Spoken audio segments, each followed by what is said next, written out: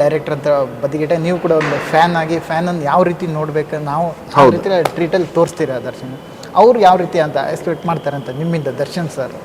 ಅವ್ರಿಗೆ ಒಂದು ನಂಬಿಕೆ ಇದೆ ಸರ್, ನಮ್ಮ ಮೇಲೆ ಒಂದು ನಂಬಿಕೆ, ಓಕೆ ಇವನೇನಾರು ಮಾಡಿದ್ರೆ ಚೆನ್ನಾಗಿರೋದು ಮಾಡ್ಕೊಂಡು ಬರ್ತಾನೆ ಅಂತ. ಸೊ ನಾನು ಆ ಜವಾಬ್ದಾರಿ ಆ ಭಯನ ಇಟ್ಕೊಂಡೇನೆ ಒಂದು ಬರೆಯೋ ಕಡೆ 10ಕ್ಕೆ ಬರೋದು ಅದ್ರಲ್ಲಿ ಬೆಸ್ಟ್ ಪಿಕ್ ಮಾಡಿ ಅವ್ರಿಗೆ ಕೊಡೋ ಪ್ರಯತ್ನನೇ ಪಡ್ತಾ ಇದ್ದೀನಿ. ಸೊ ಆ ಕಾಂಬಿನೇಷನ್, ಅವರ ನಂಬಿಕೆ, ನನ್ನ ಒಂದು ಶ್ರಮ, ಅದು ಎರಡನ್ನೂ ಬ್ಲೆಂಡ್ ಆಗಿ ಹೋಗ್ತದೆ. ಓಕೆ, ನಿಮ್ಮಿಬ್ಬರು ಈ ಕಾಂಬಿನೇಷನ್ ತುಂಬ ಚೆನ್ನಾಗಿ ವರ್ಕ್ ಆಗುತ್ತೆ ಅನ್ಸುತ್ತೆ. ಅಂದರೆ ಟ್ರೈಲರ್ ಅಂದರೆ ರಿಲೀಸ್ಗೂ ಮುಂಚೆ ಒಂದು ಫಿಲ್ಮ್ ಬಗ್ಗೆ ಒಂದು ಎಕ್ಸ್ಪೆಕ್ಟೇಷನ್ ಇಟ್ಕೊಂಡಿದ್ವಿ. ಇದು ಟ್ರೈಲರ್ ರಿಲೀಸ್ ಆದಮೇಲೆ ಅದು ದುಪ್ಪಟ್ಟು ಜಾಸ್ತಿ ಆಗಿದೆ ಅಂತ ಅನ್ಸುತ್ತೆ. ಅಂದರೆ ಅಭಿಮಾನಿಗಳ ಕಡೆಯಿಂದ ತುಂಬ ಇನ್ನೂ ಏನೋ ಇದೆ ಕಾಟೇರದಲ್ಲಿ, ನಾವು ಅಂದ್ಕೊಂಡು ಈ ಥರ ಇಲ್ಲ, ಇನ್ನೂ ಏನೋ ಇದೆ ಕಾಟೇರದಲ್ಲಿ ಒಂದು ವಿಷಯ ಅಂತ ಅನ್ಸುತ್ತೆ. ಅದ್ರ ಬಗ್ಗೆ ಸರ್, ಒಂದೊಂದು ಸಿನಿಮಾಗೂ ಒಂದೊಂದು ಘಟ್ಟ ಅಂತ ಇರುತ್ತೆ ಆ ಥರದ್ದು. ಸೊ ಇದರಲ್ಲಿ ನಾವು ಆ್ಯಕ್ಚುಲಿ ನಮ್ಮ ತುಂಬ ರೆಗ್ಯುಲರ್ ಕಮರ್ಷಿಯಲ್ ಸಾಂಗ್ಸ್ ಆಗಿ ಆ ಥರದ್ದು ಏನೂ ಇಲ್ಲ ಈ ಸಿನಿಮಾಗಳು ಜಾಸ್ತಿ. ಸೊ ಕಾಂಟೆಂಟ್ನೇ ಹೇಳಬೇಕು ನಾನು ಒಂದು ಟ್ರೈಲರ್ ಮುಖಾಂತರ ಅಂದ್ಬಿಟ್ಟು ಅದಕ್ಕೆ 2 ನಿಮಿಷ 2.25 ನಿಮಿಷ ಟ್ರೈಲರ್ ಕಟ್ ಮಾಡೋ ಜಾಗದಲ್ಲಿ 3 ನಿಮಿಷ ಟ್ರೈಲರ್ ಇಟ್ವಿ ನಾವು. ಅಂದರೆ ಇಷ್ಟಿದೆ ಪ್ರಪಂಚ ನೋಡಿ, ಇದು ನಿಮಗೆ ಸಿನಿಮಾ ಅಂತ ಹೇಳೋದಕ್ಕೆ ಅದು ಮಾಡಿದ್ವಿ. ಅದನ್ನು ತುಂಬ ಅದ್ಭುತವಾಗಿ ರಿಸೀವ್ ಮಾಡಿದ್ರು ಜನ ಎಲ್ಲರೂ. ಸೊ ಅದರಿಂದನೇ ಇವತ್ತೆಲ್ಲರೂ ಇಷ್ಟೊಂದು ಇಷ್ಟಪಡ್ತಾ ಇದ್ದಾರೆ. ಕಾಟೇರ್ ಅಂದರೆ ಇನ್ನು ಇಂಡಸ್ಟ್ರಿಯಲ್ಲಿ ಮತ್ತೊಂದು ಲೆವೆಲಿಗೆ ತೊಗೊಂಡು ಹೋಗೋ ಚಿತ್ರದ ಇದೆಲ್ಲ ಆಗುತ್ತೆ. ಅಂದರೆ ಆ ಟ್ರೈಲರ್ ನೋಡಿದಾಗ ಗೊತ್ತಾಗುತ್ತೆ. ಅಂದರೆ ಅವರು ಗೆಟಪ್ ಆಗಿರ್ಬೋದು, ಕಂಪ್ಲೀಟ್ ಡಿ-ಬಾಸ್ ನಾವು ಇದುವರೆಗೂ ಈ ಥರದ್ದು ನೋಡಿಲ್ಲ, ಈ ಥರ ಗೆಟಪಲ್ಲಿ ನೋಡಿಲ್ಲ, ಆ ಥರ ಗೆಟಪಲ್ಲಿ ನೀವು ತೋರಿಸಿದ್ದೀರಾ. ಅದ್ರ ಬಗ್ಗೆ ಹೇಳೋದಾದ್ರೆ ಅಂತ, ಅದು ಸ್ಕ್ರಿಪ್ಟ್ ಏನು ಡಿಮ್ಯಾಂಡ್ ಮಾಡ್ತೋ ಅದನ್ನು ಮಾಡಿದ್ವಿ ಸರ್ ಅಷ್ಟೇ. ಬಟ್ ಅದಕ್ಕೆ ಸರ್ ಕೂಡ ತುಂಬ ಎಫರ್ಟ್ ಹಾಕಿ ಅವ್ರು ಅದ್ರ ಮೇಲೆ ಹೋಮ್ವರ್ಕ್ ಮಾಡಿ, ಸೊ ಅಲ್ಲಿ ಲುಕ್ಸ್ ಆಗಿರ್ಬೋದು, ಅದು ಮೇಕಪ್ಪೇ ಒಂದು 2 ಅವರ್ ಮೇಕಪ್ ಆಗೋದು, ಮೇಕಪ್ ತೆಗಿಯೋದಕ್ಕೆ 45 ಮಿನಿಟ್ಸ್ 50 ಮಿನಿಟ್ಸ್ ಆಗೋದು. ಸೊ ಅಷ್ಟು ಪೇಷನ್ಸಲ್ಲಿ ಕುತ್ಕೊಂಡು ಎವ್ರಿ ಡೇ ಅದು ಒಂದು ತುಂಬ ಮೇಜರ್ ಪೋರ್ಷನ್ ಇದೆ. ಸೊ ಅದೆಲ್ಲದಕ್ಕೂ ಅವರು ಅಷ್ಟು ಸೊ ಯಾವಾಗ ಅವರೇ ಅಷ್ಟು ಡೆಡಿಕೇಟ್ ಮಾಡ್ತಾರೆ ಅಂತ ಅಂದಾಗ ನಮ್ಗೆಲ್ಲರಿಗೂ ಇನ್ನೂ ಡಬಲ್ ಜೋಶ್ ಬರುತ್ತೆ ಮಾಡಬೇಕು ಅಂತ. ಅವರೇ ತುಂಬ ಪ್ರೋತ್ಸಾಹ ಮಾಡೋ ಆಗುತ್ತೆ. ಹಾಗಾಗಿ ಅದರದ್ದು ಡಬ್ಬಿಂಗ್ ಆಗಿರ್ಬೋದು ಎಲ್ಲಾನು ತುಂಬ, ನೀವು ಸಿನಿಮಾ ನೋಡಿದ್ರೆ ಗೊತ್ತಾಗುತ್ತೆ ಸರ್ ಅದರದ್ದು ಎಷ್ಟು ವರ್ಕ್ ಆಗಿದೆ ಅದ್ರ ಹಿಂದೆ ಅಂತ ನಿಮ್ಗೆ ಗೊತ್ತಾಗುತ್ತೆ. ಅಂದರೆ ಟ್ರೈಲರಲ್ಲೇ ಗೊತ್ತಾಗ್ತಿದೆ ಪ್ರತಿಯೊಂದು ಯಾವ ರೀತಿ ಗೊತ್ತಾಗುತ್ತೆ. ಅಂದರೆ ಈ ಹೀರೋಯಿನ್ ಅಂದರೆ ಆರಾಧನ ಅವ್ರ ಆಯ್ಕೆ ಅದು ಯಾವ ರೀತಿ ಆಗಿತ್ತು ಸರ್? ಅದು ಬಂದು ನಾವು ಒಂದು ಹೊಸ ನ್ಯೂ ಫೇಸ್ನೇ ಈ ಸಿನಿಮಾ ಹಾಕೋಬೇಕು ಅಂತ ನಾವು ಅನ್ಕೊಂಡಿದ್ದೆ ಎಲ್ಲರೂ ಸೇರಿಕೊಂಡು.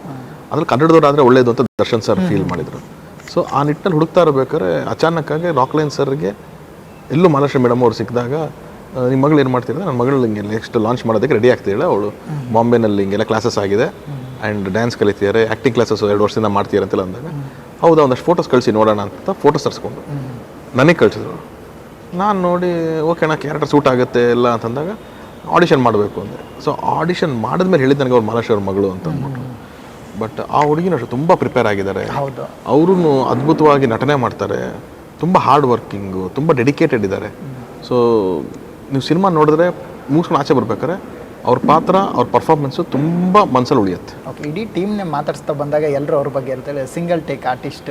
ಹೌದು, 100% ಹೌದು. ಅಂದರೆ ಅವ್ರು ಹೋಮ್ವರ್ಕ್ ಮಾಡಿದ್ರು ಸರ್ ಅಷ್ಟು. ಬಿಫೋರ್ ಬರೋಕ್ಕಿಂತ ಮುಂಚೆ ಸ್ಕ್ರಿಪ್ಟ್ ಇಸ್ಕೊಂಡು ಅದನ್ನು ವರ್ಕ್ ಮಾಡಿ ನಾವೊಂದು ವರ್ಕ್ಶಾಪ್ ಮಾಡಿ ಬಾಡಿ ಲ್ಯಾಂಗ್ವೇಜ್ ಎಲ್ಲನೂ ತುಂಬ ನೀಟಾಗಿ ಅದು ಕೆಲಸ ಮಾಡಿದ್ದಾರೆ ಅವ್ರಿಗೆ. ಅಂದರೆ ಪ್ರತಿಯೊಂದು ಟೀಮಲ್ಲಿರೋ ಪ್ರತಿಯೊಬ್ಬರಿಗೂ ವರ್ಕ್ಶಾಪ್ ಆಗಿನೇ ನಂತರ ಸೆಟ್ಟಿಗೆ ಹೋಗಿರೋದು. ಹೌದು ಸರ್, ಹೌದು.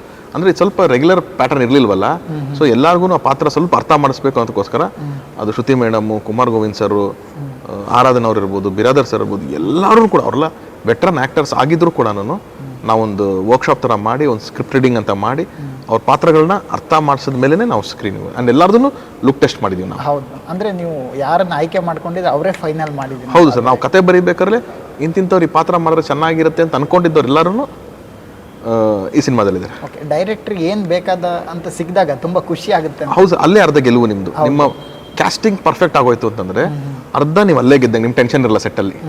ನಿಮ್ಮ ಕಥೆನ ಅದು ಈಸಿಯಾಗಿ ಅವ್ರು ಅಷ್ಟು ಜನ ಹೇಳ್ಕೊಂಡು ಹೋಗ್ಬಿಡ್ತಾರೆ. ಸೊ ಆ ನಿಟ್ಟಿನಲ್ಲಿ ನನಗೆ ನನ್ನ ಕ್ಯಾಸ್ಟಿಂಗು, ನನ್ನ ಆರ್ಟಿಸ್ಟ್ಗಳ ಮೇಲೆ ಭಾಳ ಖುಷಿ ಇದೆ. ಅಂದರೆ ನಿಮ್ಮ ಚಿತ್ರದ ಒಂದು ದೊಡ್ಡದಾದಂಥ ತಾರ ಬಳಗದೇ ಇದೆ. ಯಾರೇ ಆಗಿರ್ಬೋದು, ಶ್ರುತಿ ಮೇಡಮ್ ಆಗಿರ್ಬೋದು. ಅಲ್ಲ, ಹೌದಿಲ್ಲ, ಈಗ ಜಗಪತಿ ಬಾಬು ಸರಿಂದ ಹಿಡಿದು ವಿನೋದ್ ಆಳ್ವಾ ಸರಿಂದ ಹಿಡಿದು ಎಲ್ಲರೂ ನಾವು ಯಾರ್ಯಾರು ಅನ್ಕೊಂಡು ಫಸ್ಟ್ ಅಪ್ರೋಚ್ ಮಾಡಿದ್ವು ಅವರೇ ಒಪ್ಕೊಂಡು ಮಾಡಿದ್ರು. ಆ್ಯಂಡ್ ಆ ಪಾತ್ರಗಳಿಗೆ ತುಂಬ ಆ್ಯಪ್ಟ್ ಆಗಿರ್ತಾರೆ. ಹೌದು, ಅಂದರೆ ಟ್ರೈಲರಲ್ಲಿ ಕೂಡ ಅಷ್ಟು ಚೆನ್ನಾಗಿ ಮೂಡ್ ಬಂದಿದೆ. ಎಫರ್ಟ್ ಆಗಿರ್ಬೋದು, ಪ್ರತಿಯೊಬ್ಬರು ಎಫರ್ಟ್ ಆ ಟ್ರೈಲರ್ ಮುಖಾಂತರ ಕಾಣ್ತಾ ಇದೆ. ಅಂದರೆ ಸಾಂಗ್ ಆಗಿರ್ಬೋದು, ಸಾಂಗಲ್ಲೂ ಕೂಡ ಅಷ್ಟೇ ಚೆನ್ನಾಗಿ ಮೂಡ್ ಬಂದಿದೆ. ಆ ಸಾಂಗ್ ಎಲ್ಲ ಹೇಗೆ ಅಂತ ಸೆಲೆಕ್ಷನ್ ಅಂದರೆ ಯಾವ ರೀತಿ ಆಗಿದೆ ಸರ್? ಅದು ಕ್ರೆಡಿಟ್ ಎಲ್ಲ ಹರಿ ಸರ್ಗೆ ಹೋಗುತ್ತೆ. ಯಾಕಂದರೆ ಹರಿ ಸರ್ ಒನ್ ಆಫ್ ದಿ ನಮ್ಮಲ್ಲಿ ಟಾಪ್ ಮ್ಯೂಸಿಕ್ ಡೈರೆಕ್ಟರ್ ಹರಿ ಸರ್. ನೀವು ಅವ್ರ ಜೊತೆ ತುಂಬ ಕೆಲಸ ಮಾಡಿದ್ರಿ. ಹೌದು, ನಾನು ಅವ್ರ ಫಸ್ಟ್ ಪಿಕ್ಚರ್ ಜೊತೆಲೇ ಮಾಡ್ಬೇಕಾದ್ರೆ ನಾನು ಆ ಸಿನಿಮಾ ಕೆಲಸ ಮಾಡ್ತಿದ್ದೆ. ಅಲ್ಲಿಂದ ಒಂದು ಬಾಂಡಿಂಗ್ ನಮ್ಗೆಲ್ಲರಿಗೂ. ಆಮೇಲೆ ನಾವು ನಂದನ್ ಜೊತೆ ಕೆಲಸ ಮಾಡ್ಬೇಕಾದ್ರೆ ಕೂಡ ನಾವು ರನ್ನ ಅಂತ ಒಂದು ಸಿನಿಮಾ ಸುದೀಪ್ ಸರ್ದು ಮಾಡಿದ್ವಿ.